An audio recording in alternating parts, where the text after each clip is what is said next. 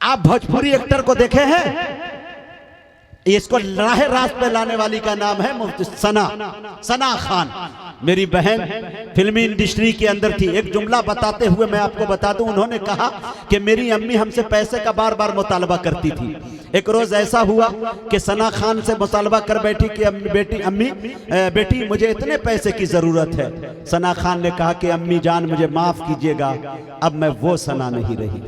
आप जो मुतालबा कर रहे हैं, जो अमाउंट का मुतालबा कर रहे हैं, वो पहली वाली सना से कर रहे हैं, अब दूसरी सना में हो चुकी।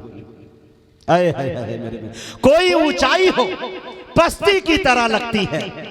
मीडिया के तवज्जुह से बहन तक पहुंचाना चाहता हूं कि कोई ऊंचाई हो पस्ती की तरह लगती है। चीज तो सोने की मिट्टी की तरह लगती है। हो गई इश्क़ मोहम्मद में दीवानी जब से, सारी दुनिया मुझे रत्ती की तरह लगती है।